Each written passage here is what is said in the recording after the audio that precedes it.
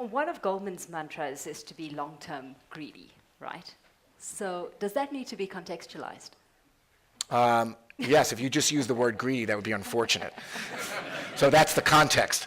The point that was being made is that it's kind of it's an ironic expression. It's meant to be that, of course, we do things that are in the interest. We're a public company, so we have to do things that are supportive of our shareholders' interests, which is to make a return on their investment.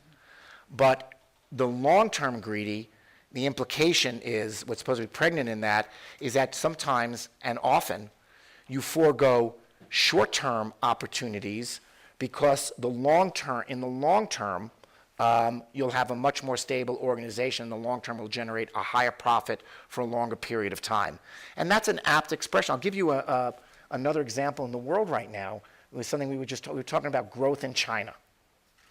Growth in China, they don't use this expression, but I would say if I had to characterize what's going on in the Chinese economy, it's going from a short-term greedy to a long-term greedy model. The most important thing in China for the last generation has been headlong growth, trying to finance trying to support a population that was migrating very rapidly from the villages to the cities without jobs. And so growth, growth, growth. So when you're growing that fast, you're stimulating that fast, maybe you're a little bit reckless about the form that growth takes. Maybe in order to grow, so you have an economy that's mostly exporting, building things that other people want, so you can earn money and so you can support the population that's coming in. And maybe you're not elevating the lifestyle of the people you have to support, and maybe that's not the most stable way to run your society. Maybe in order to get growth as the highest value, maybe you're building your power plants a little closer to the city, and maybe they're belching out a little bit more smoke than you'd want your own children to breathe. And so you get that 10% growth, but look at the cost of it in terms of damage to the environment, what you're actually making. And there's another element. When you're making that much money so quickly and pumping so much money in a stimulus and building investment, investing so quickly, maybe you're a little bit reckless about where that money is going. Maybe you're getting a little bit more corruption in society than you were if you were making that investment on a more calculated basis. So now what China's doing now, their mantra is now sustainable growth. How do you have growth that you could sustain? So they're accepting a lower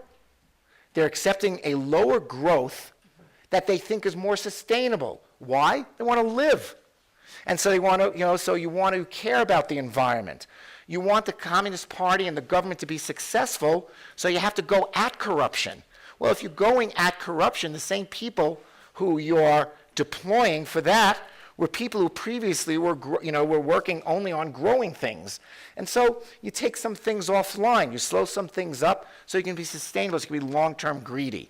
I'm not saying it's the same thing where they're thinking in the same way, but that's how we think about Goldman Sachs. In our firm, it's not environment, it's relationship building. We have to build relationships over time, passing on near-term opportunities. We don't always get these things right, no one does. And by the way, we don't always know that we've gotten them right or wrong till 10 years later and we look back. But that's the mantra and that's how we think about it. So that's a long explanation. After 2008, of a short expression. We had investment banks, for the most part, seen as prime evil. Has there been a shift in perception? How much progress has been made in restoring the integrity and trust within the financial system? Well, a lot of different questions are embedded in that. I would say that a lot of changes have been made, I think. Look, the financial system carried itself as, enjoyed a lot of the rewards of the wealth creation that occurred, and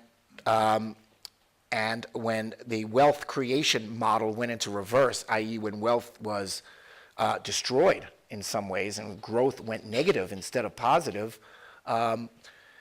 there was, obviously the financial, if you had responsibility on the way up, you certainly had responsibility on the way down, and it was compounded, and the reputational consequence of this was severe, that people didn't think that the people who enjoyed it the benefits on the way up suffered enough on the way down.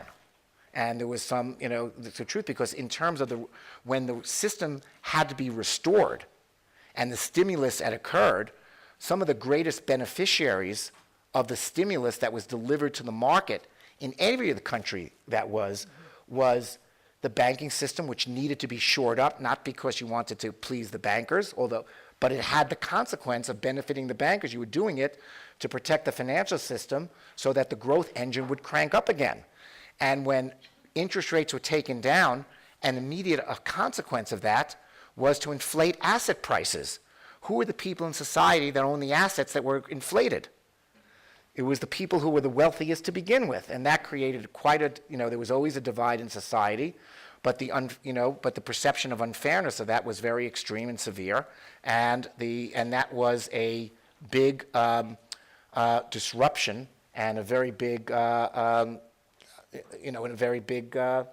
appropriately so, black mark on the system, and particularly, and create a lot of anger for the beneficiaries of that model. Lloyd, we're seeing shifts right now. So is that because of stricter regulation or because banks have acknowledged the necessary need to change? So I would say that some acknowledgement, some from the shift, some from the regulation, and some of it just hasn't shifted. Because the fact of the matter is, it's lessened for all those things, and I would add to that the passage of time and greater success in the markets. And some of it is greatly because reforms have been undertaken, and some of it is because reforms have been imposed through regulation, and some of it is just the anger is still there and it'll take more time to dissipate.